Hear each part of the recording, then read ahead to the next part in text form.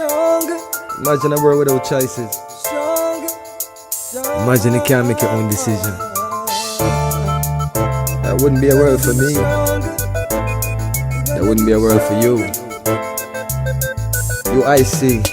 Tell them we're gonna be stronger. Together we can make it right. Our purpose is a better Jamaica for you and I. Gonna be stronger together. Time we all just unify.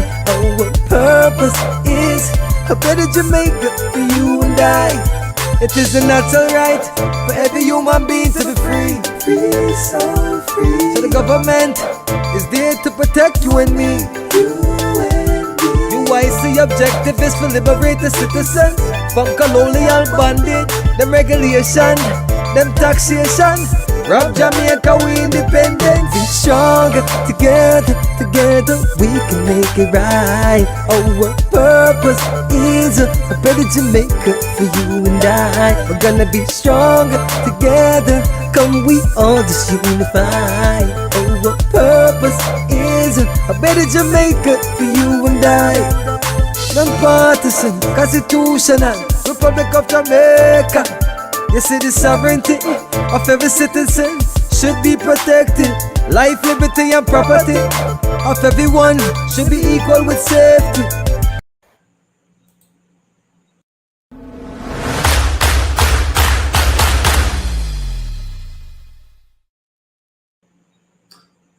Good evening and welcome to another edition of UIC Liberty TV. This is Joseph Patterson, and tonight we have a very interesting discussion. We're going to talk about paying the price. There's a price on everything, and each of us must pay the price for whatever we want out of life. Be it for a career goal, building a business, or fixing our political system, there is always a price. There's always a price to pay. So our topic for today is paying the price. So welcome once again. I'm looking forward to having this chat with you, and I want to thank you in advance for spending some of your precious time with me today, and I have some special guests as well that will be spending some time with us. So big up to all of you out there here in Jamaica and around the world who are joining us today. I see Carol Spence is on quite quickly, and Norman Smith as well. Welcome to you. I know some of you are on Facebook, some are on YouTube, and others on Twitter and so on. So thank you so much for being here. I'm particularly interested in this topic because it will hopefully shape the destiny and the future of our country. The UIC is no ordinary political party. We're a special movement, a special kind of movement. Some people call us the People's Party, and others call us the Education Party. Why? Because of our focus on uniting, liberating, and empowering the people of Jamaica to take charge of our own country and our destiny. Now, those three words are critical: unity, liberty, and empowerment. They're very critical because they form the ethos of the Marcus Garvey movement, which has been sidetracked and marginalized, and which we're trying to resuscitate. Not so much to talk about Marcus Garvey, but to talk about what really is important for the race of people that we call Africans, and in particular, the subset here in Jamaica that I believe is going to lead the rest of the world. So to help us reach more people, please, I'm asking you to like, share, comment, and subscribe, and then take a few seconds to tell your friends and your family, your co-workers, your neighbors, to also do the same. This will help us to overcome the media blockade so we can reach more Jamaicans on our very low budget. As you know, there's been a concerted effort to block, cancel, even destroy the UIC from within or without. The idea is to keep us out of the sight of the people while chipping away at our credibility so as to maintain the status quo. Yes, they want you to think that the UIC can't win. They want you to think that the people in the UIC are not credible. They want you to give up on the idea of replacing their two colonial parties with your own. But we cannot afford to allow them to succeed. Exactly what they did to Marcus Garvey and his grassroots party, they want to do to us. Marcus Garvey created a movement a grassroots movement, and a crowd-funded political party, a party that would represent the interest of the people and fight for the liberation of the people. They actually succeeded in crushing him and his dream of a united, liberated, and empowered African race. But we must not allow them to do that to you, to me, or to our movement this time around. This time must be different. This time we must stand firmly on the side of truth and not allow anyone or any organization or any set of people, local or international, to derail us from our mission of saving our country. So even after this live is finished, I want you to go back to it and add your feedback, positive or negative. If you don't agree with something, say it. If you agree, let us know. Let us know exactly what you think about what the UIC is offering. And then tell us if you're willing to help us to make the change. Now, when you do that, it actually encourages the algorithm to send this to other people. So please, your input, your liking and subscribing and commenting is very important. Okay? So let us get into our topic of paying the price. But before we do so, I want to take a few minutes to welcome two very important guests that will be joining us tonight. They're very special people. One of them come from way back in the beginning of the UIC. So he will tell you about himself and maybe a little hint about his early involvement with the movement. And then we have somebody who is more recent, but is playing a pivotal role in the organization right now. And you'll learn about her as well. But at the end of the day, it's not about me or them. It's about we, the people of Jamaica, and the kind of Jamaica that we want to have. So please welcome, as I bring them on one at a time, Miss Lisa Abdul and Mr. Craig Mackenzie. Welcome, lady and gentlemen. How are you doing tonight? Good evening. Thank you for having me. Good evening, sir. Thank you for having me. I'm doing well. How are you? Not bad at all. Not bad at all. I'm doing fine. Today was very sunny over here in St. Elizabeth. We had a slight drizzle of rain. The grass is very green. The pumpkin them big. The mango them a drop off of the tree. The bees them a buzz, and the river still a flow. So it's pretty good over here in St. Elizabeth. How is it in your neck of the woods? It's been raining all morning. Raining. Here in Jersey. Okay, all right, so raining. All right, so let's begin. Let's kick off with Lisa. Lisa, tell us a little about yourself and what your role is in the UIC, if any. Yes, again, thank you and good evening, everyone. My name is Lisa Abdul. I'm the chair of the Finance Committee. I'm originally, of course, from Jamaica. I went to Marlamont Primary School, then Old Arbor High School before I came to the US when I was 13. Where I, went to Syracuse University, got my bachelor's, and then 10 years later, I went back and got my MBA in finance. So I'm currently working for a school district in New Jersey. So thank you again for having me. Wow, so I have to be careful what I say because, we have some bright people on the call here, Craig, MBA in finance and all them things there. So wonderful, Miss Lisa. Good to have you as chair of the Finance Committee. I know on that committee you're sitting with Miss Emma Gordon, who is the previous finance chair. There is Elsa Tremblay from Montreal and on the finance committee. There's Mr. Cleveland Harris. Where is he from again? What state? I think Texas. Texas, Cleveland Harris from Texas on the committee. And then there is the former General Secretary and now VP for Cornwall, Mr. Chase Neal, who's on that committee as well. The chairman, Mr. Winston Wright, is on it. And of course, our young and vibrant and vivacious treasurer, Naika Williams, is also on that committee. So a star-studded committee. Oh, and by the way, I am on it too, as well as Mrs. Patterson. But you guys are the more important members. The organization in check. You pay attention to our finances. You ask the right questions. You drill us. You meet with the treasurer as often as you wish to look at stuff. So thank you for your contribution to your country, to this movement, and we really appreciate it. All right? Thank now, you. Mr. Craig Mackenzie, tell us a little about yourself and any role you may or may not have had in the UIC. Yeah. Well, good evening, good night, good morning to everyone. My name is Craig Mackenzie. I was born and raised in Jamaica, spent half my life exactly in Jamaica, moved to a cold place called Canada.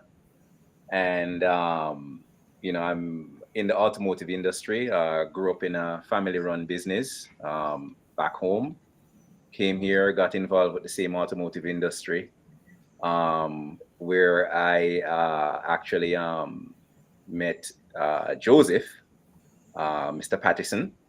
And I remember sitting around the dinner table, and he was explaining the vision he had for Jamaica under a banner called the United Independence Congress. And we had quite a lot of discussions with, family and friends. And it was from there I joined the UIC, then became the first treasurer of the movement. That lasted for maybe a year or so, and then I had to relinquish that that role. Been a strong proponent for good governance. Never one day backed away from it, even though there were lots of naysayers, even around the dinner table. Some people never thought that this movement would actually get any traction. And look at where it is today, and it still hasn't reached its full potential. But at least I remember those young days. It seemed very daunting and very laboring, and it still continues to be very laboring. And I always say anything that doesn't come with some sort of pain or pressure, then you should question it. I tell even my own children that, and so I'm still here, liking and sharing and talking to people about the movement. Even at work, I've met Jamaicans, some of my customers. I've introduced them to the UIC. Most of them already know about the UIC. These are the people in the diaspora. Mm-hmm. So when they go down, they talk to their family and their friends about it. I've met people who are, there's a question sign, but everyone have their own opinion about the UIC. Some people are skeptical. Some people are not, rightfully so, because of the history Jamaica has.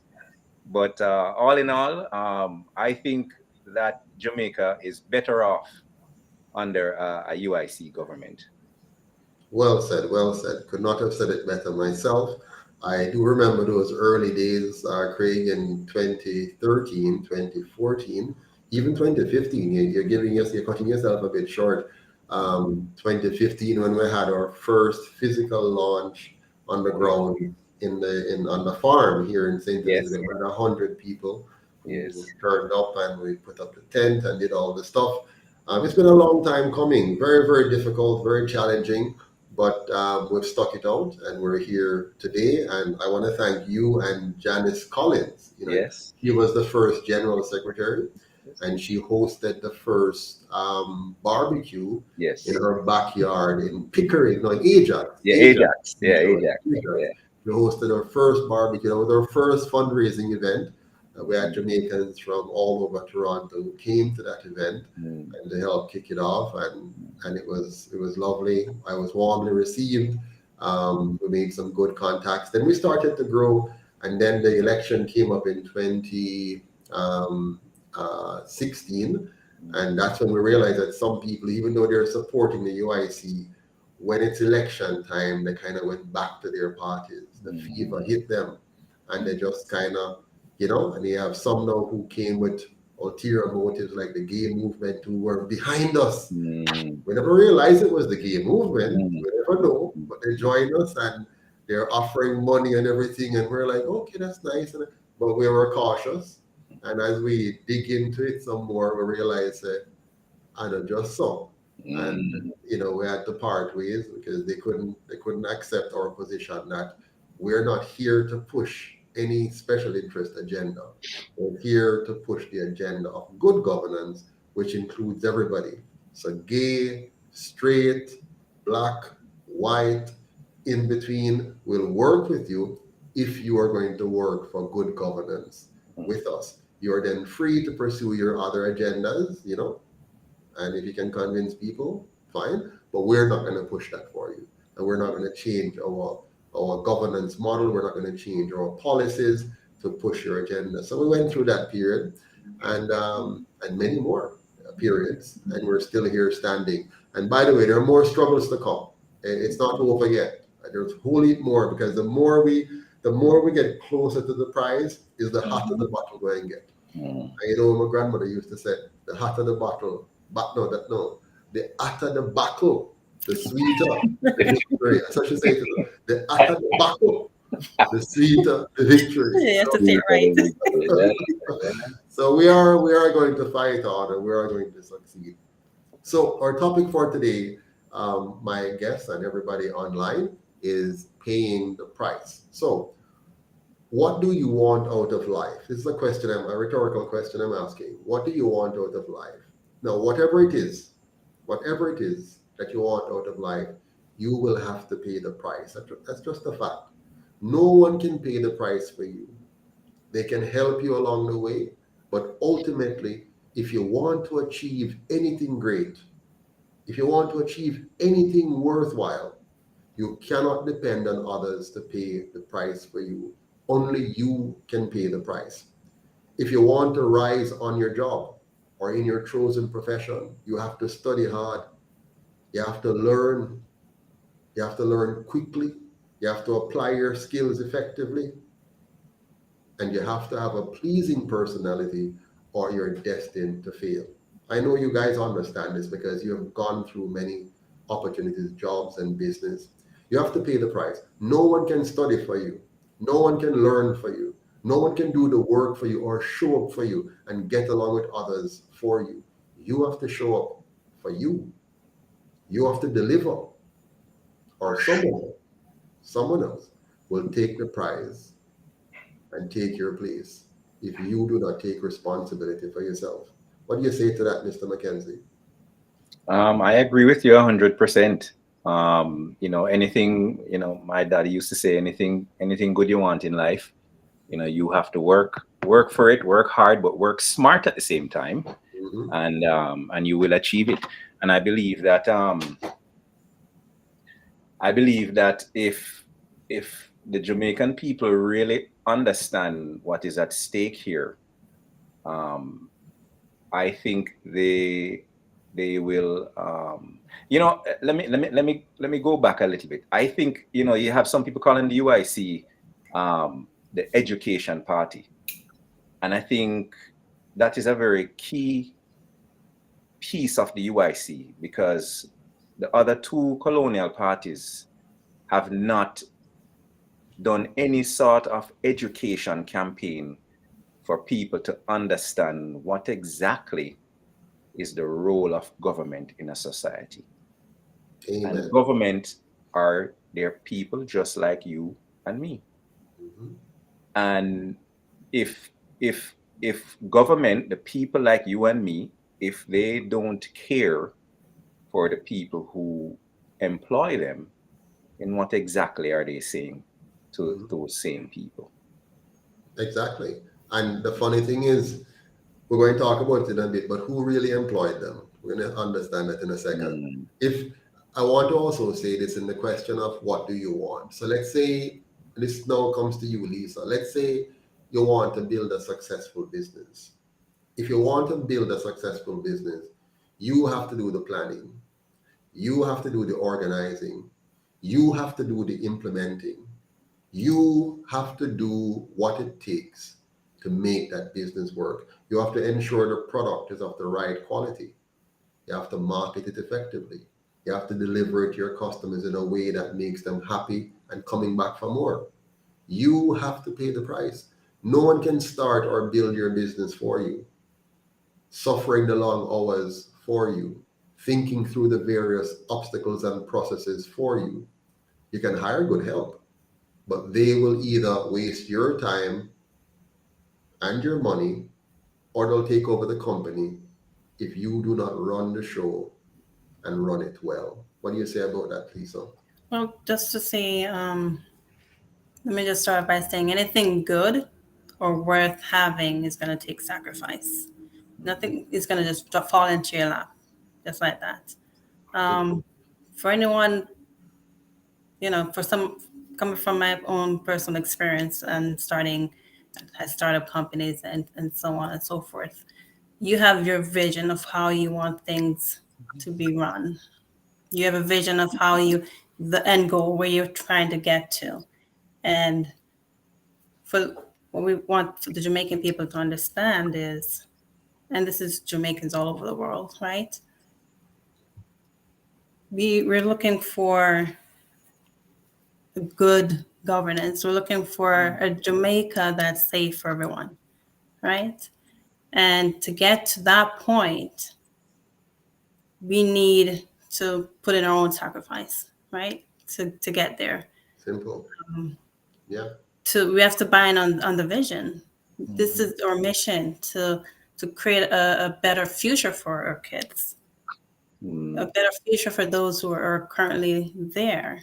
We understand the struggles that everyone's going through. I've been there, right? We grew up in Jamaica. So we understand the struggle.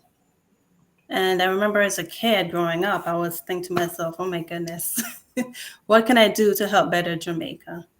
And this is as a kid growing up, you know? And I remember praying every night, what can be done? I have family still living in Jamaica right now who are struggling. And even though you try and help out and send what you can each month, the struggle doesn't end. It will only end when we have a UIC in government. Absolutely. Couldn't have said it better myself. So if we want a safe, clean, and orderly real republic, if we want a safe, clean, and orderly real Republic of Jamaica, where everyone can live, can earn, and retire with dignity in true liberty, you and I will have to pay the price for that too. So yes, we have to pay the price to get our education, to move up in our professions. We personally have to pay those prices.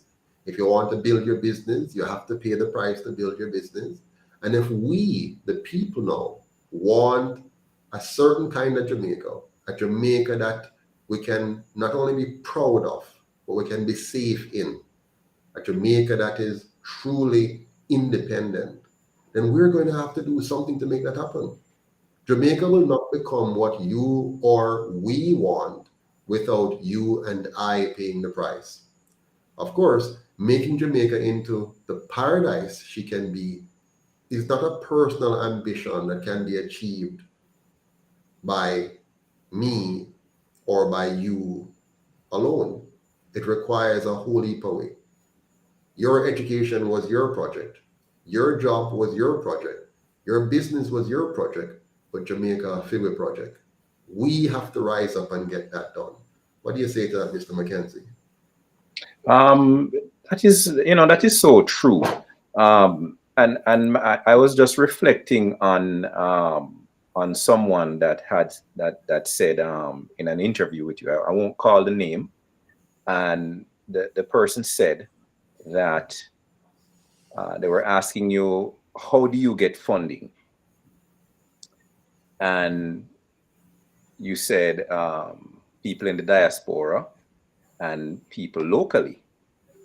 So the person said, well, the people who you want to donate, they don't have it.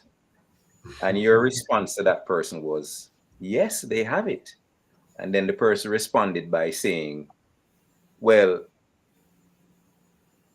their kids have to buy school uniform.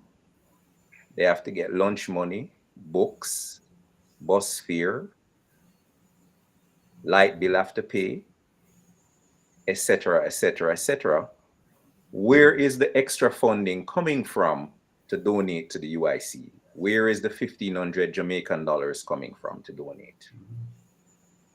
Likewise, in foreign countries, you have some single parents working 3 and 4 jobs. Where is that extra money coming from when all the expenses, comes out? And your response to all of that was, yes, they do have the money. If they don't find that money, don't find that $1,500, don't find that 1,000 Jamaican dollars, don't find that $25, American, US, British pound, whatever it is, then you will not have that clean, orderly society where people can come back home, or people who are there can live, earn, work, and retire in dignity. So, after the education goes out, then I believe it is paramount for each and every one of us to help the UIC to gain ground or gain some traction into rescuing the country from what has happened to us over the last 50, 60, 70 years. And I always say, what have you got to lose? I mean, if we're at the bottom, there's nowhere else to go but up. But up. Absolutely. So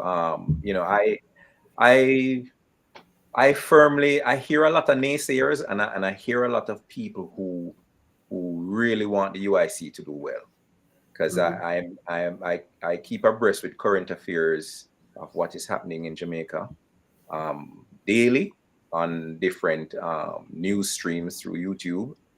The current topic now is the job descriptions now for parliamentarians and MPs.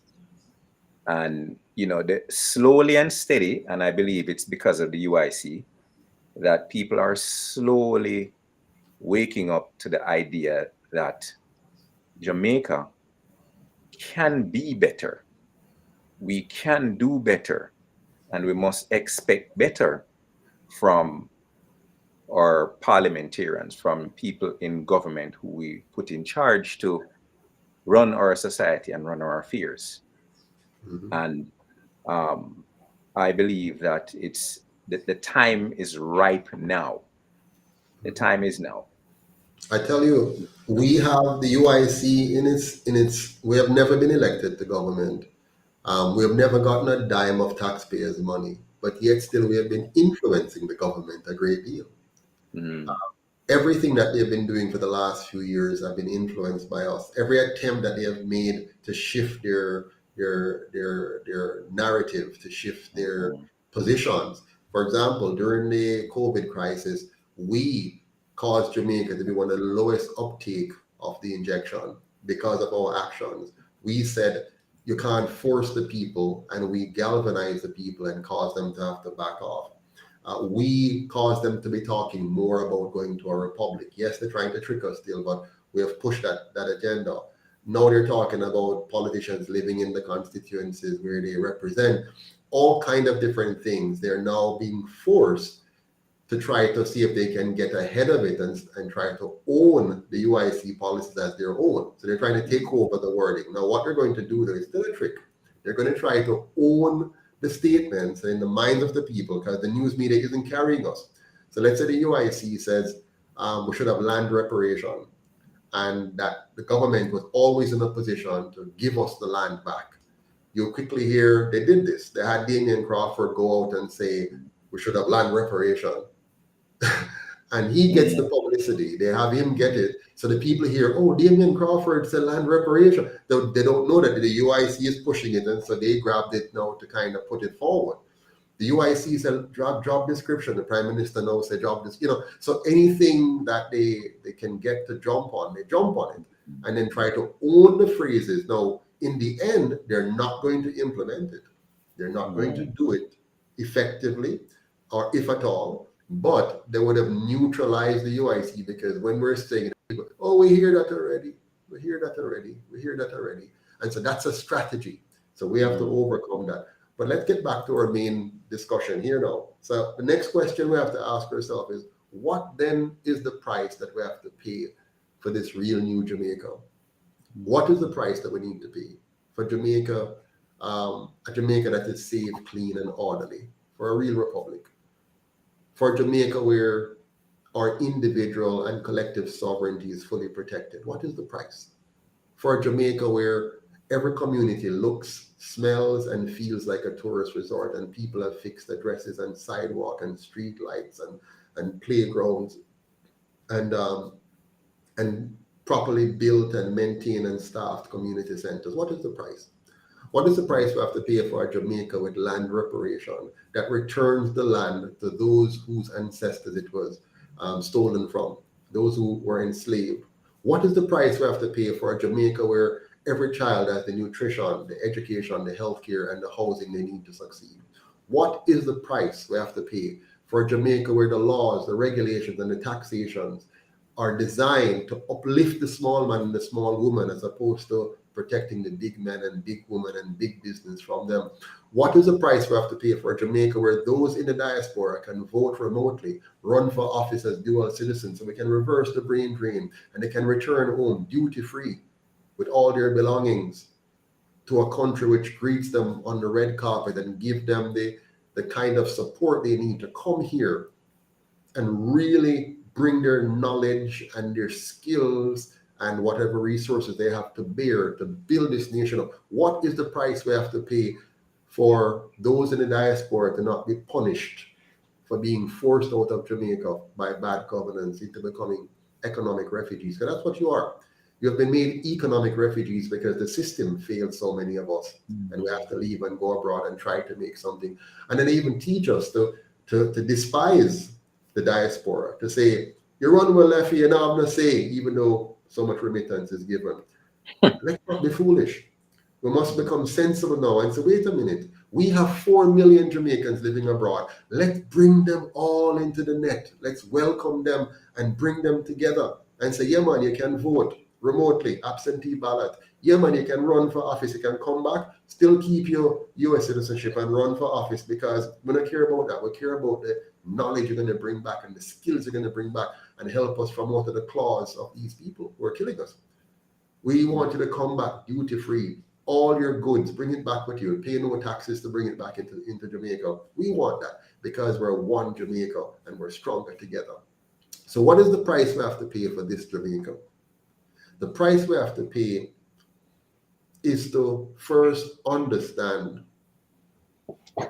what it means to create this country. We have to come to terms with a fundamental reality that there is a price to pay, and that price has been paid. Yeah, the PSOJ oligarchy is paying that price. They pay over $300, $400, $500 million over a 4 to 5 weeks period to win every election that has ever been held in Jamaica, and they've never lost a single election. Did you know that? Did you know that the PSOJ has funded, paid for every election since 1944, and they have never lost a single election up until now? Yes, for 80 years now, the PSOJ oligarchs have been paying the price to which each and every election has been funded. Every election held since 1944, they have paid the price and they've never lost. They pay for the operations. They pay for the operations of the two colonial parties year-round. And then during election periods, they pay again. In 2020, they paid over $300 million. And we're about to see them pay a big number for the next election. And they pay a big amount that we don't get any reporting on outside of the election cycle. They pay for the prime minister and the opposition leader, and they pay for the MPs' activities throughout our communities. When you see them driving around and going on, they get the money from one of two sources: our tax dollars or from the PSOJ oligarchs. The PSOJ oligarchs pay for the road shows, they pay for the meetings, they pay for the refreshments, they pay for the t-shirts, they pay for the handouts, they pay for the vote buying. Yeah? We the people now just enjoy the entertainment. We enjoy the paid advertisements and laugh about it. We enjoy the dub plates and the clocks. We enjoy the big billboards and see who them have on it and how them look nice or whatever. We enjoy the jingles, you know, prosperity time now. Yeah, deliverance is near. Yeah, money will jingle in your pocket. Log on to progress. We enjoyed it. We also participate in the cussing of one side or the other. We laugh about it. We laugh about who said which one is more corrupt than the other one. We get into the debates and argument who was better when PNP was in power, when GLP was in power, when Manley was in, when Siaga was in, when Patterson was in, when Portia was. We have all of those discussions, etc., etc., etc. Yeah, we see that every year, every election cycle, and we think that we're participating in something that we have a key role in, but we have abdicated that responsibility a long time. Not because we wanted to abdicate it, but because we were tricked into it. We all fell for the divide and conquer trick. So they divided us and conquered us. They tricked us. We fell for the distractions and the deceptions. They distracted us with partisan politics, noise, each one calling the other one all kind of names, and we got caught up into that. The deceptions. They've come up with nice programs to trick us, moving the tax threshold, offering free water or piece of electricity bill or something. Yeah, the trick of having a choice when all we were doing was legalizing or legitimizing the PSOJ oligarchs' theft of our land, our lives, and our livelihood. That's all we're doing. They just needed us to participate in the process to legitimize them, to legalize the theft of our resources. So we, by going to vote for them, gave them the authority to steal from us. The more we voted for the two choices, the more we voted for the two choices that they paid for to deceive us into thinking we had a choice, is the more they tightened the vice grip around our necks and made us more and more their wage slaves. What do you say to that, Miss Lisa? So true. So true. And it's been going on for so long that it's just in people's mindset that this is how it's supposed to be. It's become, I hate to say the word, normalcy, but it's going to take some time to get people out of that mindset. And that's where the UIC has to, comes in and trying to educate. And like we said, this is more than just an education. I'm sorry, I'm getting tongue-tied. It's more than an education, government. Right. We have to get our people to a place where they can see beyond that, right? There's a question here from Sonia Ellis that I want to jump on answering before I let you in, Craig. Sonia Ellis, let's see if we can get it on the screen. An interesting question. She says, is there space in JA to bring back 4 million people? I love answering this question. I saw that one. Who want to try to answer it? I love to answer it, but anybody want to try? I mean, I love the question. The simple answer I'll give is yes. Of course. And let me explain why. Let me explain to the person. Miss Ellis, I'm glad you asked the question. Is there space in Jamaica to bring back 4 million people? The answer is yes. And here's the scientific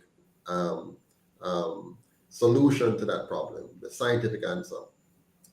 Singapore has 6 million people in Singapore. 6 million. Let's do the math. Where's my calculator here? Singapore has 6 million people. I love this little calculator.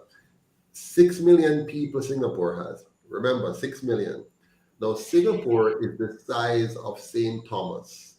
The size of St. Thomas. And they have 6 million people. And by the way, 93% of those 6 million people own their own home in a land the size of St. Thomas. Now, St. Thomas is Jamaica's smallest parish. Yeah? So if you put St. Thomas into the rest of Jamaica, it goes 14 times. But in fact, it goes 15 times.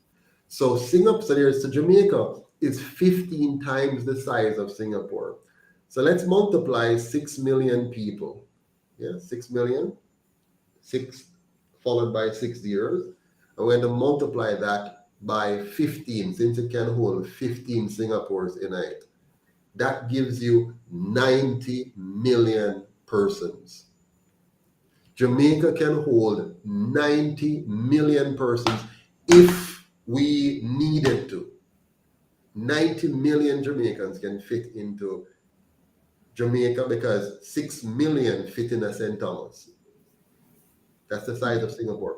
So can Jamaica hold 4 million people? Let me put this in context for you. Canada has about 30 million people, and Canada is one of the largest countries in the world in terms of population. They whole heap of space, and they have 30 million people living in Canada. Jamaica can hold 3 times the amount of people in Canada.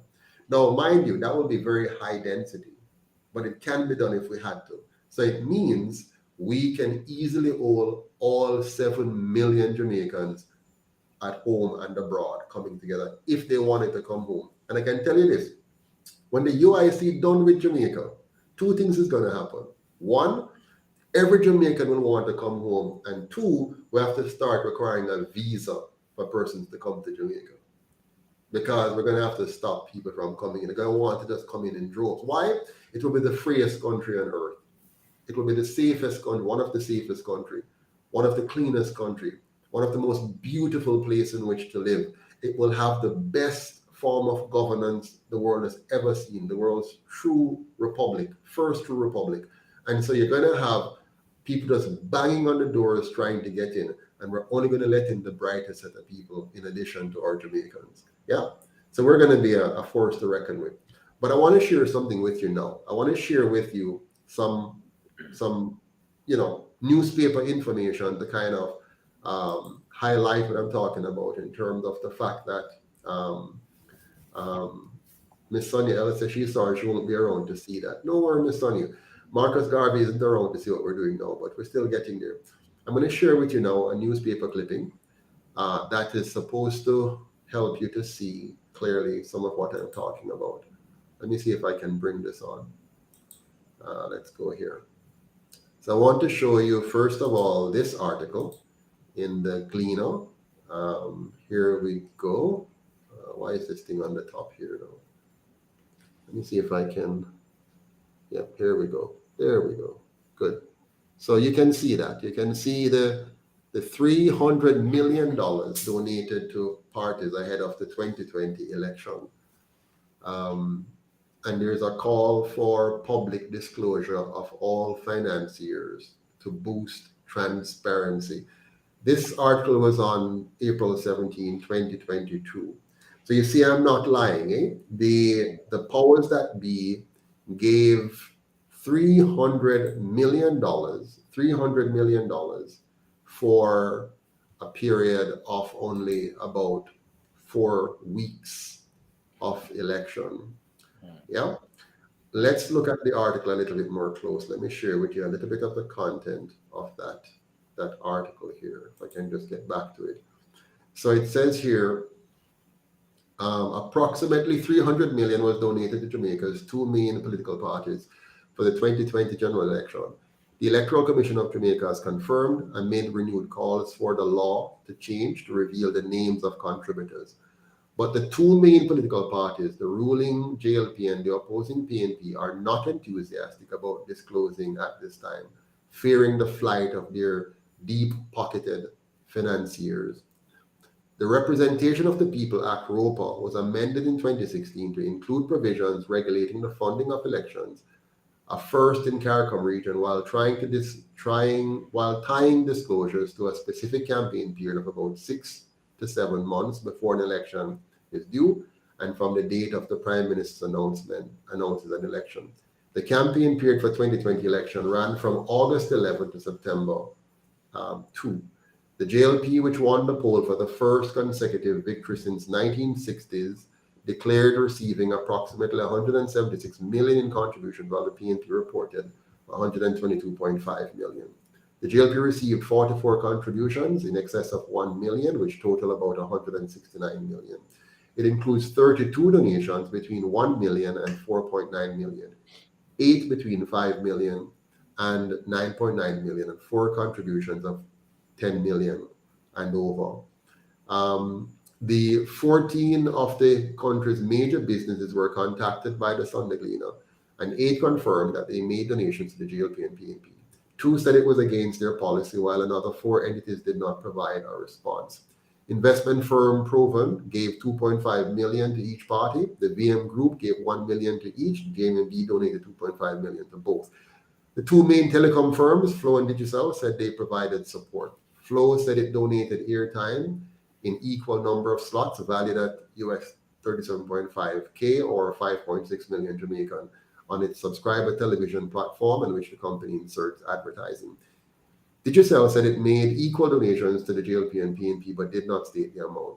Food and financial services conglomerate Grace Kennedy said its donation was split equally between the parties, but we do not typically share details about the value and nature of these donations, they said. The Musson Group of companies also did not reveal the value of its contributions, although it said Musson Jamaica Limited and its subsidiaries have a long-standing practice of supporting the democratic process in Jamaica. That's what they call it. The Jane Group directed queries to the Electoral Office of Jamaica. Scotiabank and Jamaica Energy Partners said they did not make political contributions. It is not unusual for some of the top corporate firms to publicly disclose their donations, as several have done so in previous elections through the private sector organization of Jamaica. They're trying to soften this up now. Most of the institutions that confirmed their contributions to the Sunday Gleaner did not indicate the date of their donations, so it's not clear if it fell within the campaign period. Again, they make it nebulous. First test of the system. The ROPA amendments were applied for the first time in the 2020 election, so the data released by the ECJ under the Sunday Gleaner Access Information Request was the first test of the new system. Under the law, contributors may give a maximum of 1.5 million to each candidate and up to 31 million to a registered political party. In other words, watch me now. A big company can, if they wish, donate to 63 MPs that they want to win from either side. They can give them $1.5 million, right? Which means they could give $94.5 million to all the MPs. Plus, they could give $31 million to the party. So this is one contributor, $31.5 million to one party, plus another $31.5 million to another party. So easily, one company can give $157 million to the process. One company, one big company like NCB, for example, okay? So under the law, they can give 1.5 million to each candidate, 31 million to the registered parties. Contributors of 250,000 or more must declare contributions as well as any government contracts valued at 500,000 or more, which are held or gained up to 2 years before or after the contribution. Listen, this is all foolishness, right? At the end of the day, I'll tell you what this is saying. I'm just going to cut it there for now because they fill us up with words and to trick us. Here's the bottom line. These companies can give billions of dollars. They can declare that they gave it to the ECJ, but what does that do? What does declaring? It's good. Declaring is good, so we know who has given if it's published. Most Jamaicans won't go and find the published documents, but let's say it's published.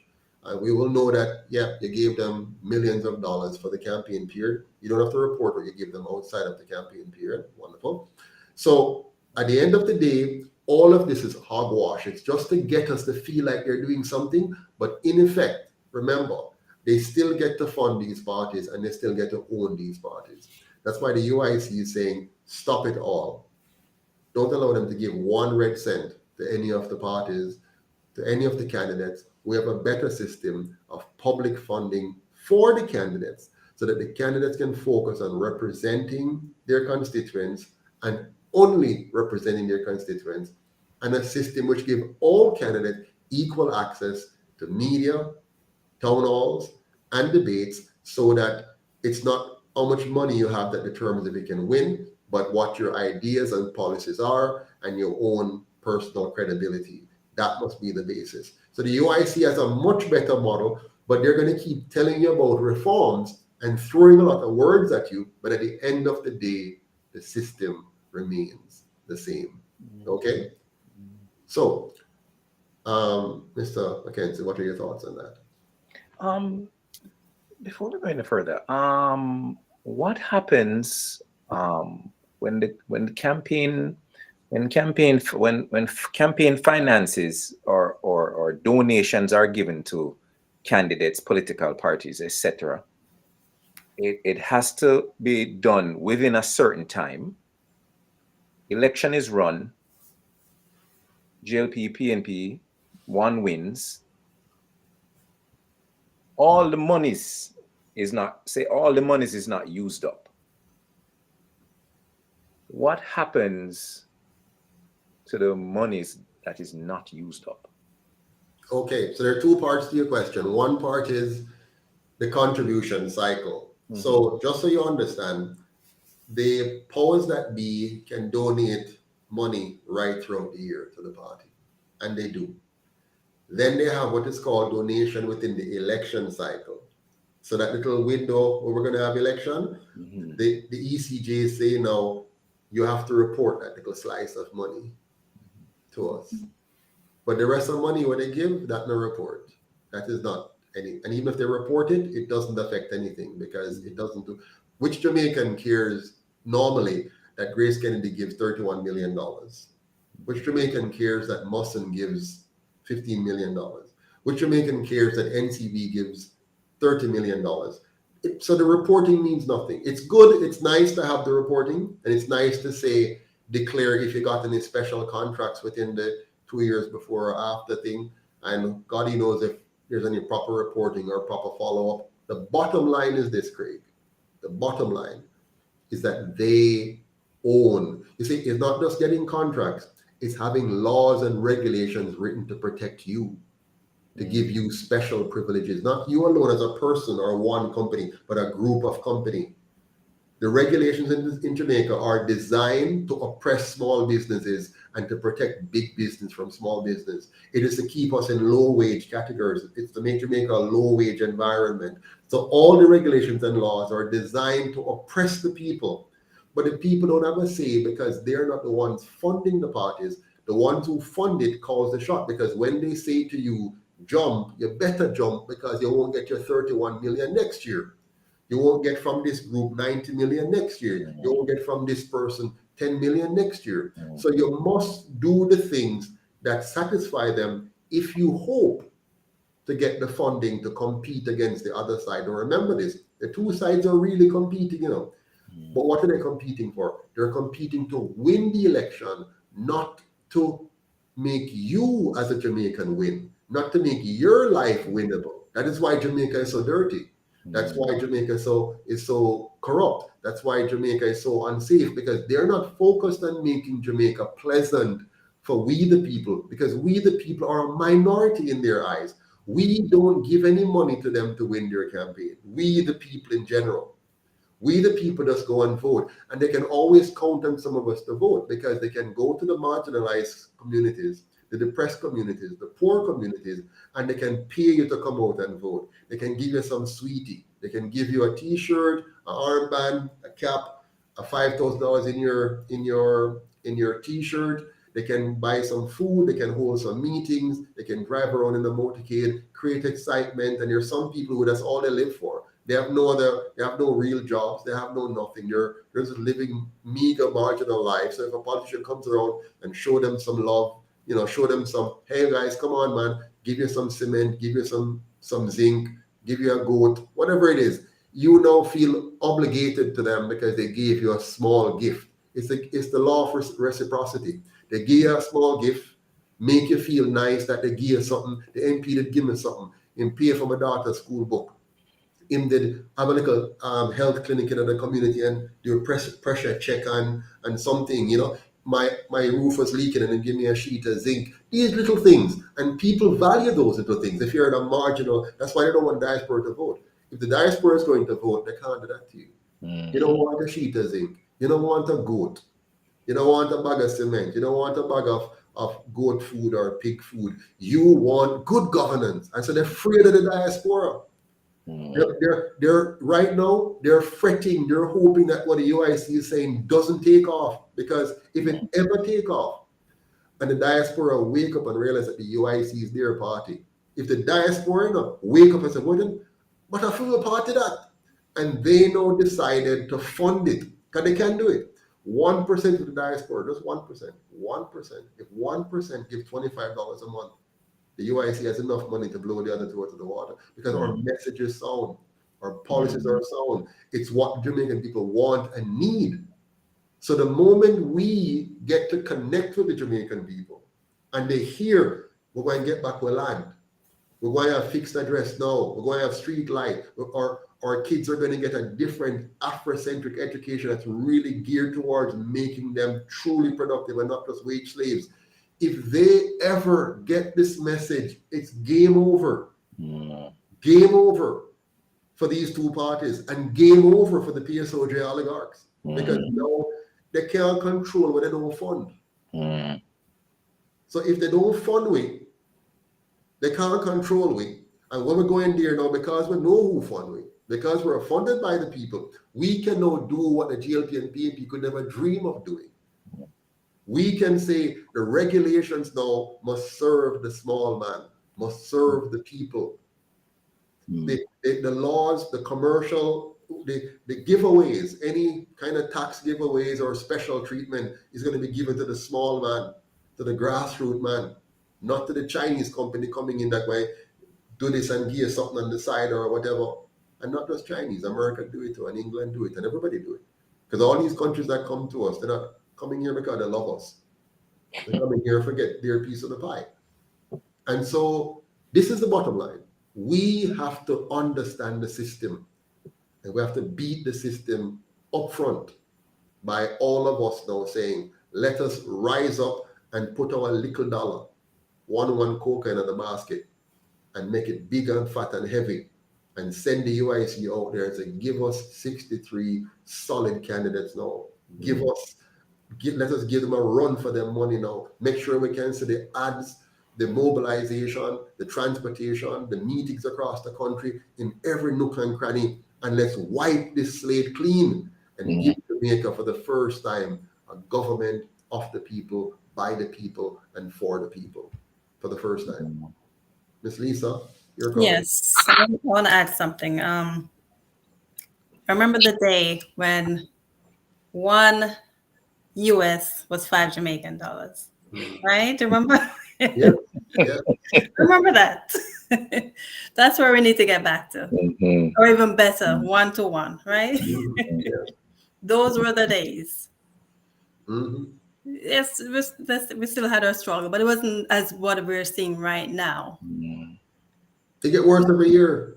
I mean, every year it get worse, Miss Lisa. It does. I mean, we're coming from, you said it was, when it was 1-to-1. You remember when it was 2-to-1. You remember when it was 5-to-1, when it was 750-to-1, when it was 22-to-1, when it was 50-to-1, when it was 70-to-1, 80-to-1, 90-to-1, 100-to-1, 150 now to 1, 155 to 1. What on earth is going on? Where does it end? They're going to get to 1,000 to 1. So if you want to assess these two parties, it's very simple. It's very easy to assess. Inflation from 1960 to today, inflation has been 1,893,000%. Inflation. That means whatever you could buy with $100 in 1960, you would need 1 million. Whatever you could buy for $100. This is crazy. Whatever you could buy for $100 in the 1960s, you would need 1,893,000 Jamaican dollars today to buy the same thing. And the trick about inflation is this, and you will feel it even in Canada or the US. It's very simple. If the inflation rate is rising faster than the growth in your salary, you're losing. So let's say your boss gave you a 3% raise right now. And you said, thank you, Jesus, I can now take my wife to somewhere and buy something nice for her and whatever, or my husband. And you're like, you're really cool and happy. And then you wake up the next morning and see on the news, the inflation rate is now 9.5%. You just got a pay cut. You just got a pay cut. So the 3% raise is offset by the 9.5% inflation. So you actually got a 6.5% pay cut on average. And if the following year you get a 3% again, and the inflation rate in that year is say 8%, again you get a pay cut. So every year, even if you're getting a 3% raise, you're getting a pay cut every year. And so your life is getting harder and harder and harder and harder. But why me can't get ahead? you work overtime, you work 2 jobs, and you just can't seem to make it. The only way to make it is if you take massive risks and find some kind of business and invest and whatever and try to see if you can get yourself out of the hole. By the way, that's what I did. You know that, Craig. So I had to take major risk. I had to suffer privation, my family, and find small companies that I could invest in at a micro level, small cost businesses, and invest in them. Risk. I mean, you can lose everything. You can lose your entire shirt, But in my case, I was successful. I made it through. And there are many others. Well, I shouldn't say many. Few others who have done that. Most of us can't do that. We're afraid of that. And you might lose everything. You might risk for example, let's say you have your house and you've been paying your mortgage and you build up a little bit of equity in it. You say, okay, I'm going to draw out 100,000. I'm going to try to invest in this thing here. You might make a mistake. And now you wipe out the 100,000 you draw out. Now your mortgage now has gone back up by 100,000, right? And what should have paid off in 25 years, which is a long time, by the way. I mean, a house should never take you more than 10 years to pay off. But in truth and in fact, they have built it to take you 25 to 30 to 40 years. The goal is to make you a wage slave for the rest of your life. Yeah. You understand? And they know that you don't know. How many of us know finance? I spent 7 long years studying to get my CPA.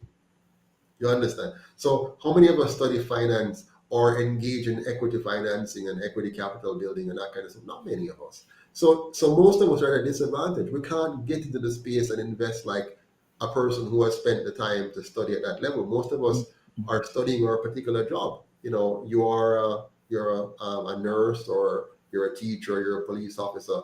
You study for that. You don't study to make investment. And so they're robbing you systematically. And it has worked. It has worked to keep the vast majority of us as wage slaves. But let's go back now. I wanted to share with you another document, but I won't. I'm just going to jump to who must pay the price. So who really should pay the price for the Jamaica that we need? Should we leave it to the PSOJ oligarchs to continue to pay the price?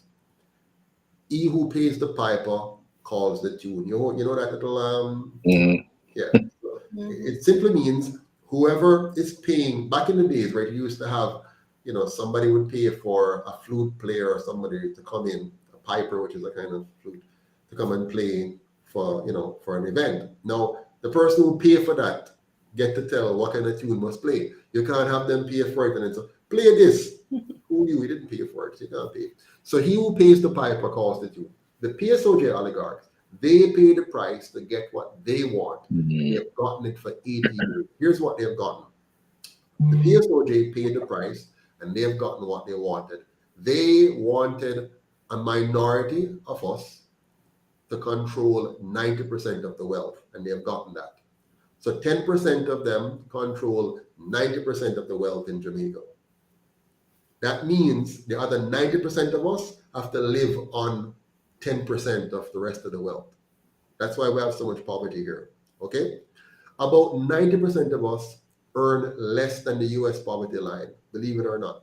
And I know when I was on CVM, they chastised me for it, and Bruce Golden said it. Jamaica is a low-wage milking cow for a small set of oligarchs. And don't get me wrong, I am not saying I hate them or that there should be anything bad should be done to them. I'm saying it's the system we're allowing. And once we allow that system, they're going to use it, okay?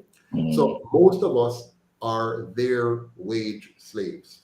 That's what we are, plain and simply. You are a wage slave. They have you in that category and they want to keep you there. They live opulent lives while most Jamaicans live in destitution and decay. Your house are rotten down around you. You can't paint the wall. You can't fix the driveway if you happen to have one. Your car, you have to skimp on maintenance for your car so it mash up faster.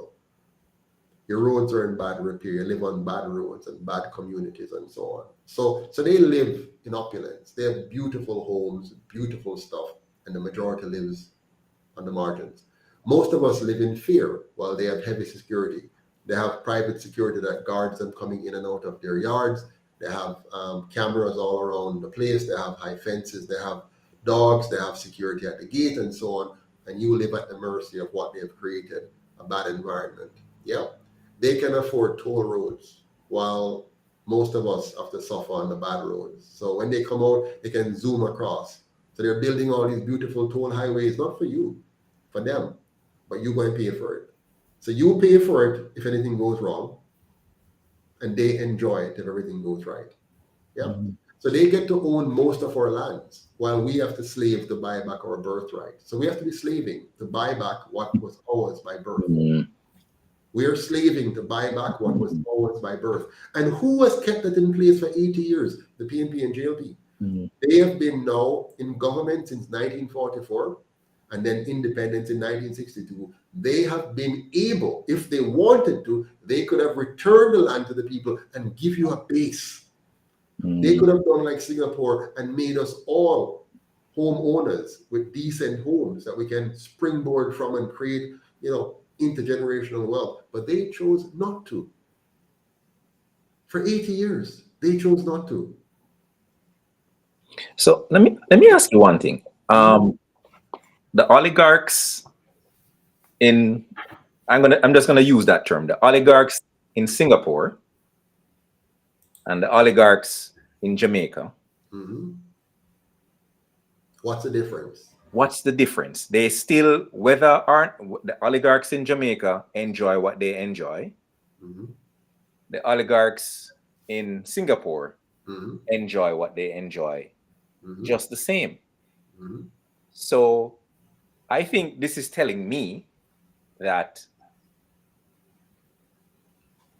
I should now tell my friends, my family and friends, co-workers, that, hey, listen, it's not that we all want, a lot of us want to live like the oligarchs. Some want a simple, decent life where they can live in some dignity. Yeah. But everybody can still enjoy the benefits of what Singapore has, and if Jamaica is even a reflection of Mm-hmm. Singapore's democracy, then I think everybody wins here. Of course, no. I think everybody wins. So it's not like the oligarchs have anything to lose. Well, no, to be honest with you, what happened is the oligarchs, okay, some time ago I gave an explanation where I walk us through how we got here. So all of this is based on the colonial model of master slave economics, where by the time they left us, they got us into a two-party system where they would pit each other against each other and so on, right? Now, when Singapore became an independent nation of England, they changed their system very quickly. One, they became a republic right away. Not a true republic, but close enough in terms of they got rid of the monarchy immediately. That's number one. Number two, when the PAP won the first election in 1965, they embarked on the kind of policies we're talking about. So the people never saw any reason why they should vote them out of office.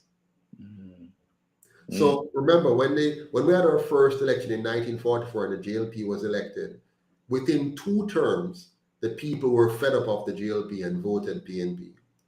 Within 2 more terms, they were fed up of the PNP and voted JLP. So Jamaica had enough time to build the partisan tribal model, which now the moneyed elite took advantage of. They kind of occupied all the space of the colonial master above the politicians because they're now funding them. So they simply became a creature of the system that was allowed to mature. In Singapore, the system wasn't allowed to mature because the first leader they had made the right choices, first getting rid of the monarchy completely from their system, number one, so that wasn't there. And then number two, the policies that they embarked on, the people could see clearly that this leader and these leaders meant them every good.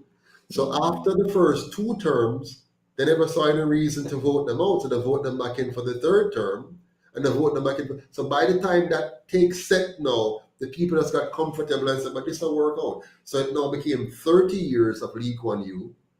And in that period of 30 years of complete political stability, with his laser-like focus on a few things, gutting corruption. He made sure corruption, he fought corruption the way you would fight cancer if you wanted to live. So unlike Jamaica, where corruption was not fought, corruption was embraced by our leaders. Everyone, for example, in the 1960s, when the JLP got a huge amount of money to build schools in Jamaica, them thief half the money and build the other schools at twice the price. So half the schools, we got half the schools for twice the price. So we lost a lot of money there. So how did this affect Jamaica going forward? Think about it. At a time when the nation is exploding, where our population growth is happening, we had less school space to teach those kids. So now you have the kids are there, but half the number of schools we needed, but we borrowed the money to build the number of schools we needed. So we now have the debt to pay back, but we now have half the schools, and now we put many of our kids on shift systems, so the classrooms are overcrowded, and we're getting less tuition time in schools. So that action alone by the GLP in the 1960s prepared us for years of failure. Years and years of failure, because now you have a lot of substandard human beings coming out of the system because of that one theft. Now that money, though, made a few people very rich. You call it concentrated benefit and dispersed cost. So the cost was dispersed to you and me. All of we pay that cost with crime and violence and less mentally developed persons. We're paying that price up until today. The JLP people in power at the time, though, and the connected few with them, they would have gotten a leg up with whatever money was stolen. Half of that money that was stolen, that now go to make them more wealthy. Now, fast forward to PJ Patterson era in the 1990s, when they now played games with our finances, kicked out the IMF prematurely to cut off the low interest rate loans that they got from the IMF.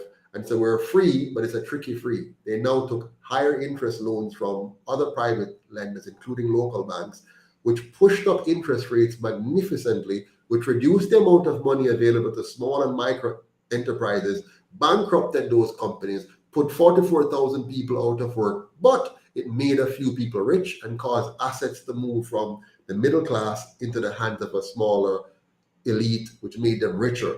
So that too now, for years now, we're still paying the price of that. Just two examples I'm giving you, just two of many. Two examples, one JLP, one PNP, where we're still paying the price, are still paying the price of their corrupt actions. So their system now has made Jamaica a highly corrupt society where only connection, people don't get ahead here by merit. You don't climb the ladder because you're good. You climb the ladder because you're connected. In Singapore, you can't climb the ladder because you're connected. You can only climb the ladder because you're good. And so their education system in Singapore is very focused on making everybody good. So what happened now in Singapore? Here's a key thing. Singapore, the people are so educated, so productive, that they have to hire people to do garbage collection, hire people to do janitor. They have to hire outside people, import people to their country to do the lower level of work, because all of your people are so highly educated and so highly productive and all employed. Last example of Singapore. So in 1965, their GDP per capita, meaning the output per person, was $550 US. For Jamaica, it was the same in 1965. Fast forward to today, Jamaica is between 5,000 and 9,000 per person. They're over 65,000 per person, US. So if you want to measure how ineffective our leaders are, that's one clear metric. So you get Singapore, they export almost 1,000 times more than we export, using only the land size of 1/15th our size. So they're so much smaller than we, but their export laps us over and over and over and over, because their people are brilliant. Their government make sure it's anti-corrupt. Their government make sure their land is clean and orderly and safe and pretty, attractive and nice for their people. Our leaders didn't do that. But let me finish up this point quickly. So the oligarchs, They have used the money that they have given to our political leaders, to the two parties, to get their outcomes. And their outcomes, the foreigners are taking over our country.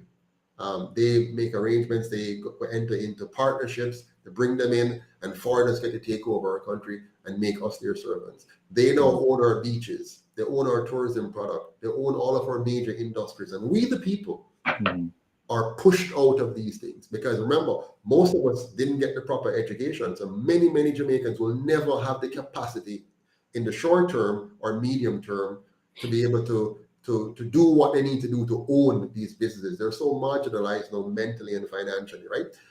They're also mining away our minerals. And so they're leaving our lands unfit for farming, and they're leaving a lot of sickness in our communities. They're destroying our waterways and destroying our air quality. So after a while, Craig and Lisa, after a while, what you're going to be left with is just a Haiti.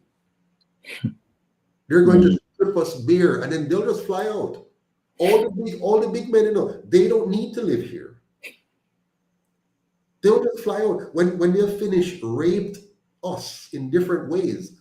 When the bauxite mining is gone, when they said, oh, it's finally done now, we've ripped out all of Jamaica and exported it off, and gotten all of that money, and we've bought our house in France and our house in Italy, and we live on the Rhine and whatever, they can just get up and fly out, just like they do for healthcare right now.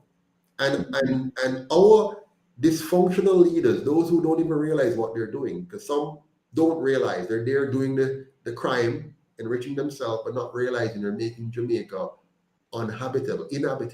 They're making Jamaica unlivable. They're making Jamaica ungovernable. So at some point, they have to run away. And they will run away. And they will have the means to run away. You understand? They'll be able to buy a ticket, and they'll be able to fly off to UK or fly off to France or fly off to USA or fly off to Florida, whatever, and just gone. And we, the people, will be living like you said the Asians are living now. We'll be burning down our own places. We'll be chopping up each other and carrying on. And they would have left us in this misery, in this dark dungeon hole that they created. So those oligarchs, they don't care, because they know that if Jamaica doesn't work out, Lee Ching is gone. He doesn't have to be here. But he'll be gone with billions, because even in COVID, NCB made billions. He will have the private beaches and the areas which are walled off. You'll have the gated communities where you're flying on a private jet and come there and enjoy and leave the darkness outside to the rest of Jamaica, and then you fly back out again. So these guys are serious. We need to get serious. So we better wake up, and we have to realize that there's no free lunch. We have to pay the price to own and build our own party, the UIC, to work for us. Our dog went down with supper. We have to dip into our pockets and make the sacrifice, or be the sacrifice of the PSOG oligarchs and their colonial parties.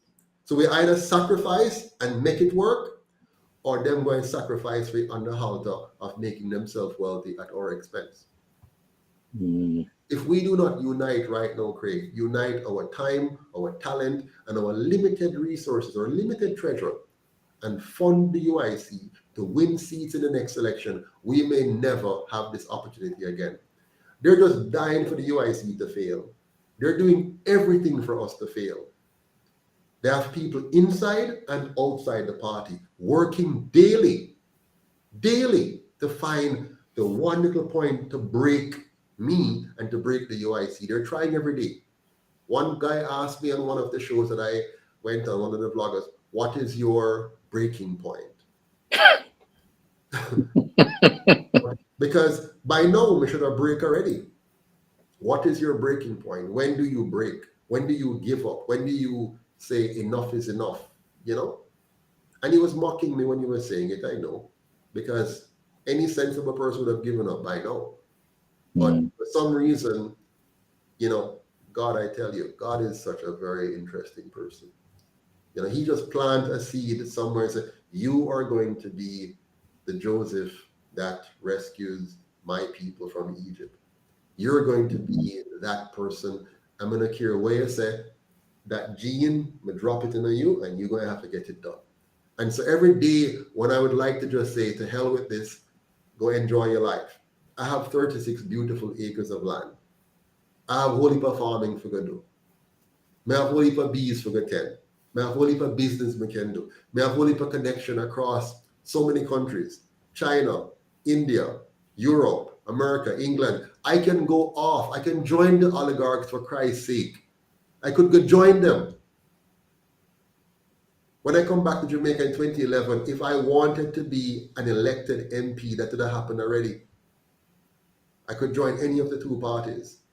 But here I am, farming fool, trying to do something far more significant and far more meaningful. And they're not going to stop until one of two things happen. Either they break me and break the UIC, or we, the people, rise up and break out of the chain in which they have us. Why would he ask a question like that? What is your breaking point? Why would somebody ask you a question like that when and they know exactly what you're trying to do? Is either A, they don't trust you, or B, they're just really, really selfish? Yeah, man, I have Jamaicans spending their time working on me. We have two, we have a history. Jamaica is in its most dangerous place right now. And you have persons who spend all their time focused on if they can eliminate me. You know? And the treasurer is in the room. Let me big up the treasurer. Welcome, Madam Treasurer. How are you? Good night.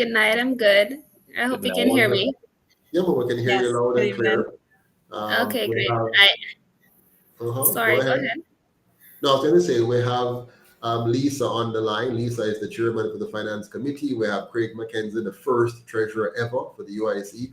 And now we have the young, vibrant, effective, hardworking, around the clock treasurer, the youngest treasurer ever in the movement. Welcome, Ms. Williams. How are you doing today? I'm good. I must apologize though for missing, which looks like an hour of the conversation. So I have a lot of catching up to do. Sure, you missed a lot, but it's okay because we know that you were working behind the scenes and trying to get here. So no worries. But as I was saying, I'm going to bring you in a bit, but I wanted to just finish. Oh, go ahead, Lisa. Go ahead quickly. Yeah, I'm glad you jumped in because in a few minutes I have to jump off. Right. And I know you promised you'd give us only 30 minutes and you've been here for an hour and 22. So anytime at all, just drop off when you're ready. Thank you so much, Lisa. It's a pleasure having you on. And it's a pleasure having you as the chairman for our finance committee. And I'm expecting big things from you. You know, help us to raise $1 million. No? All right. So thank you so much again, everyone, for having me. Thank you for having me. But in a few minutes, go ahead. No worries. So no, our children and our grandchildren are depending on us. Our ancestors, including Marcus Garvey and Paul Bogle, are counting on us. Our self-respect and patriotism demand this of us. We cannot afford to allow Jamaica to fail. We've allowed it long enough, and the time has come for change. Now, let's talk about how the UIC is funded to make sure people are clear. So let me tell you what is going on in the UIC's finances right now. And it's good that the treasurer is on. As you know, we're the most accountable, transparent, and inclusive party Jamaica has ever seen. No other party is as transparent as us. We publish our annual audited financial statements every single solitary year. We submit that to the ECJ, the Electoral Commission of Jamaica, and them get to vet it. The two parties that controls that board get to vet it. So if they see anything untoward in there, you know they're going to come after us for that. And the UIC comes live on UIC Liberty TV, and we walk you through our audited statements and let you know what is going on. Very, very transparent. We have always been open and honest with you about everything. This is both a weakness, however, and a strength. Because while it makes us the most transparent party in the history of Jamaica, it also makes us the most vulnerable by giving the opponents complete insights into our finances and operations. But we know that people are going to be skeptical, and so we have to do this. We have to be very transparent, even though it also makes us weaker by giving our opponents a leg up. unlike the two colonial parties that are funded and controlled by the PSOJ oligarchs, we, by the way, they not only control the PSOJ oligarchs, they also control the media, which is important. So they control the two parties, they control the media, which is powerful. So unlike them, the UIC is 100% funded by we the people, ordinary Jamaicans like you and me, who give $250 a week, $1,000 a month, Jamaican that is, or $25 US a month, or $50 US a month, or $10 US a month, equivalent, wherever you are. That's how the UIC is funded. What do you say about that, Miss Lisa, before you go? Oh, Lisa dropped out. She's gone. Sorry. Oh, my thing is still showing her. She's shown as frozen. All right, go ahead, Miss Naika. What are your thoughts on that? Oh, well, like you said, it is either our greatest strength and our greatest weakness to be funded by, the people, because at the end of the day, what you fund, you pretty much own. So therefore, our decisions would be based on what whoever fund us, it would go in their benefit rather. So yeah, so that would be our strength. But in terms of weaknesses now, if they don't, since we don't depend on the bigger companies and so forth to do that for us, then we're basically stuck at a standstill. So it's really Absolutely. up to them to really bring us to that point. Craig, your thoughts? I agree with what Naika says, because, and I mean, I'll give you an example. There's a pothole somewhere in our neighborhood here, and someone just put it on the forum that, hey, there's a pothole, this is the intersection, and within a day or two the pothole is fixed. A day or two the pothole is fixed. So you can see where, I mean, if the people fund what they want, they'll get it. Just like the oligarchs, they fund what they want, and they get it. So it's just simple common sense, and I think it's now high time for us as a people to wake up. And I know everyone, they maybe in theory, we all want a nice, beautiful Jamaica. But as the topic is, paying the price. Who pays the price? Yeah, we have to pay the price. It's that simple. So unlike the two colonial parties that are funded and controlled by the PSOJ oligarchs and who own the media, the UIC does not have enough funds to pay qualified and competent staff to run our operations at head office or in the constituencies. Unlike the two colonial parties that are funded and controlled by the PSAJ oligarchs, who also own the media, the UIC does not get $300 million to campaign and buy votes. In fact, we have only one full-time paid staff that serves as both the treasurer and administrative assistant, who works around the clock under my supervision and that of Mrs. Patterson. That's it. We have no other paid staff. The board of the UIC, or the National Executive Council, actually approved a stipend of $167,000 per month for me, and the same for Mrs. Patterson back in April 2022, I believe. Is that correct, Naika? April 2022? Right. Now, this is about $1,000, 1,070. About 1,100. About 1,100, depending on the exchange rate. So, and that works out to about $278 per week or so. We have never taken a dime of this allocation, but we have been reimbursed for some expenses. Like, we traveled sometime, we got gas reimbursement. We had to stay over somewhere, we get accommodation reimbursement. We pay for like the software for the database, and we get reimbursed for that, and a few other things, I'm not sure. But basically, our board said, listen, we want you to have 167,000 Jamaican dollars, $1,100 per month. But we have never received any of that because the funds just have not been there. Today, the UIC holds me a cumulative amount of about $2.3 million, Naiko, or 15,000 US dollars Correct. for these Correct. stipends that were approved. Yeah. The same amount is owing to Mrs. Patterson Right. as well. So far, we remain the primary keepers of the flame, if you will, suffering every indignity, every betrayal, every attacks from within and without, dutifully making sure that everything works, no matter how imperfectly. We are there night and day to make sure the UIC operates. So we are the staff. We are the backbone of the movement. When anybody else quits or gets tired or has to be away, Mrs. Patterson and myself, and now Naika, we are there all the time to make sure things are done. The financial, the emotional, and the physical cost is massive, my people. Massive. But we do hope that soon enough, you'll be able to join the cause and help to lighten the burden. And that all of those who have been central to the planning, to the organizing, to the implementing of this cause will be able to be funded in some way, shape, or form. Because we cannot expect an organization to run properly without staff. It just can't happen. We have made it happen. We have done what it takes to just survive and make it happen, but it can't work. Craig, is there a church that can function without the members paying for the building and for the pastor? Absolutely not.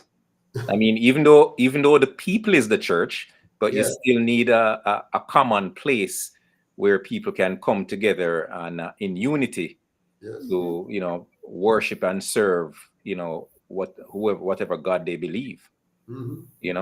Because there's strength in unity, but the people have to pay. Someone has to pay, and the people have to pay. Yeah, exactly. Somebody says it's not a church. That's not the point, Mr. Ellis. We're talking about the idea. An organization does not exist without the membership paying for it to exist. The PSOJ pay for the other two to exist. They make sure so them have office in all 63 constituency.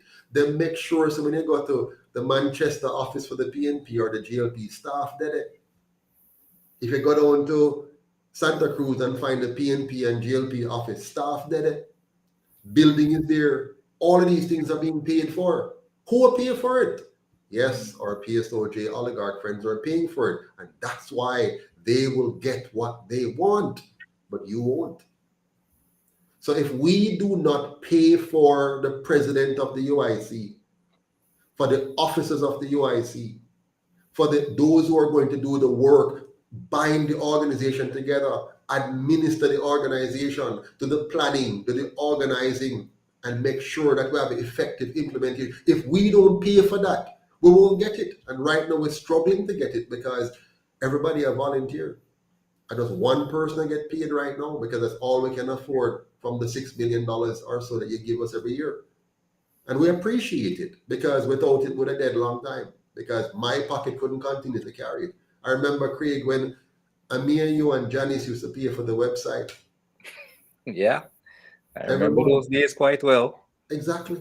And we have paid for it every single solitary month out of our pocket. And that went on for years until finally we have persons donating now. Thank God for Elsa Tremblay, John Price, Emma Gordon, Keith Romans, Clive Patterson, Cleo, all the people who are donating to help us to make Janet Chakanowski.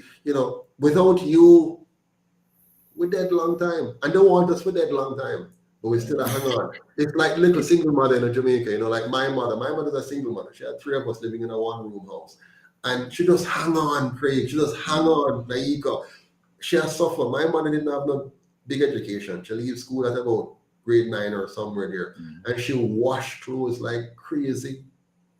She sweep street like crazy. She cook blue draws and bake pudding and make ginger beer.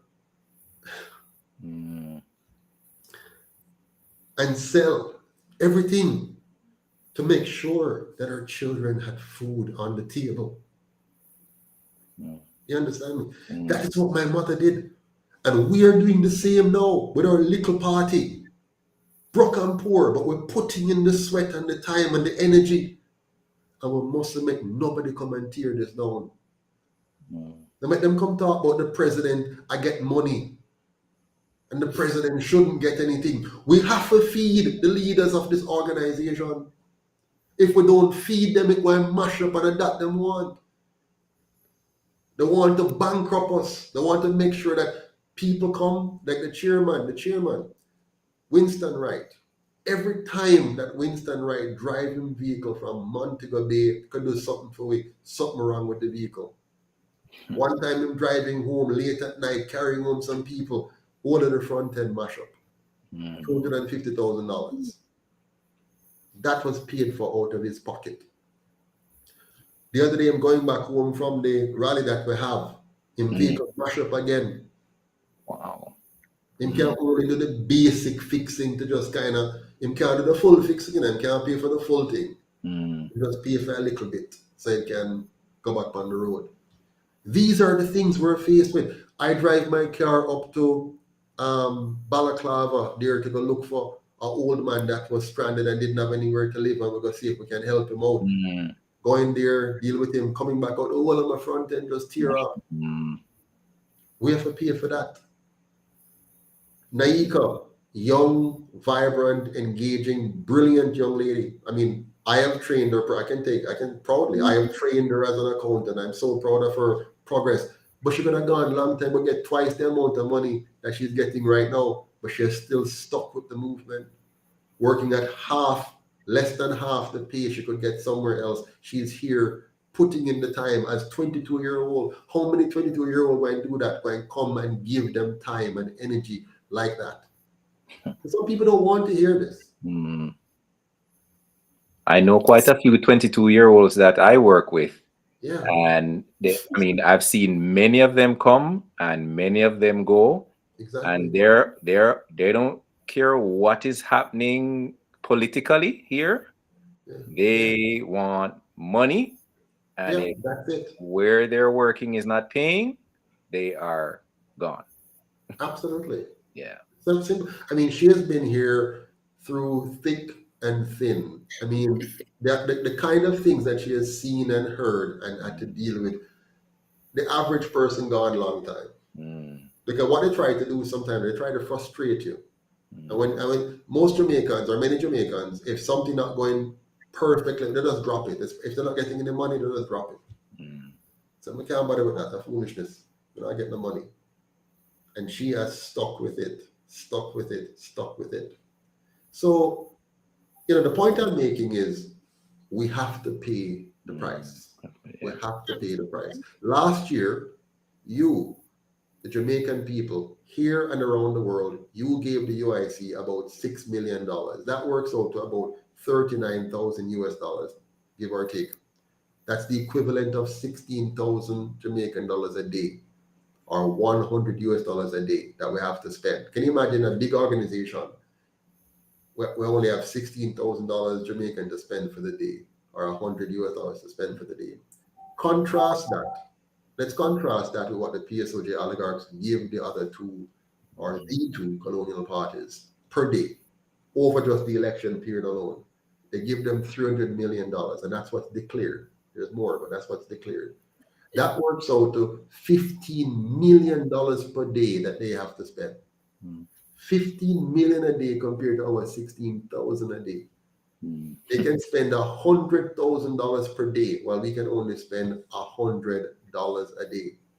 They can buy all the radio, all the TV, all the newspaper, all the armbands, all the t-shirts, all the refreshments, all the transportation, all the public meetings, all the staff that they need. That kind of money every month. We have to save up. We have to watch. We have to count every penny before we do anything, before we go anywhere, before we even think of hiring somebody. Checking what we have before we can even think of doing anything. Exactly. So we can't just do anything. We have to always be very skimpy and careful. And some people even dislike me for it, because They want things to be done. And me have to say, but no, we have to check carefully and see what, and we have to think about tomorrow and what we'll be able to do and whatever. And then some get fed up. The UIC should be out there doing this. Out there doing what? How are we going to do it? Oh, well, you know, when any one of us are doing something, it means we're leaving our job. So if we're going somewhere, so let's say we work 5 days a week. We're going to work 9 to 5. Everybody got to work. And then we're going to do something on the weekend. It means now who will wash the clothes, who will cook the food, who will prepare the kids for school the next day and whatever, and so on. Who's doing that? Normally it's me and my wife. So when I'm out there, it's the two of us. So everything for our house is left because the two of us gone. You understand? And then after we finish now, where's the money for pay the mortgage? Where's the money for put gas in the car, to pay the insurance? To help our kids if they need some help with school or something. Where's the money for all of that? So we need to get sensible, man. We need to stop being fairy tale. They've groomed us to be fairy tale about politics. They've groomed us to just look at the ads and then go vote or don't vote and enjoy the entertainment. That's what they've groomed us for. And we have to get out of it now. We have to say, no. We understand the game now. We understand, as the game said, Uno run things with the money from them, and when we elect Uno then work for them because them pay you. And we have to say, no, the game they done now. We going to pay our guys now. We going to own our party now. And we're going to make sure them have the money. And when them win, because none of them pay them going to work for we. And because we don't work for them going to work against we, and we are going to work for the people. And so the people now will see us like they saw Lee Kuan Yew and the PAP in Singapore and say, I feel a part of this. And we're going to stick with it, and they're going to do the things that must be done. What are they going to do? Lick out corruption from the top, coming down. Lick out crime from the top, coming down. Change the regulations to support the small man, coming up. Build the economy from the bottom up. Give us back the land, but them thief from we and withhold from it for so long. And they're going to give us the Jamaica that we want and make we own Jamaica now. And we grow Jamaica now. And we benefit from Jamaica now. And we can now come home, those who are abroad, and can have a Jamaica that is safe, clean, and orderly. A Jamaica that smell, look, and feel like a tourist resort. A Jamaica where everybody can live, earn, and retire with dignity.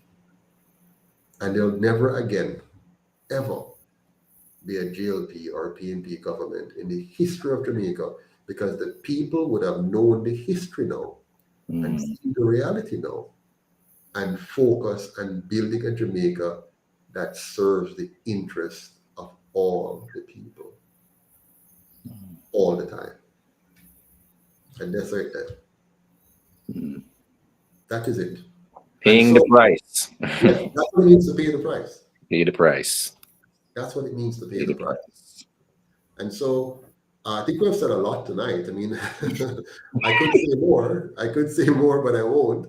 I'm just going to say that I am really thankful for you, Naika Williams, for what you have done as treasurer, Winston Wright as chairman, Janet Chakanowski as the longest serving member on the board, of Mrs. Patterson and myself, Jasmine Powell, who's a powerhouse vice president,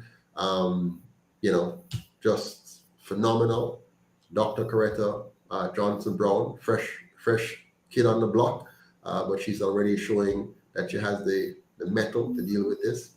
Chase Neal, outstanding person with the qualities that we need to help us with policy, to shape our communication. Misha Earl, outstanding photographer, just an all-round supporter. Douglas Harper, Dr. Harvey, one of the longest serving directors as well. I mean, you guys have really made a difference and helped us to continue to be here.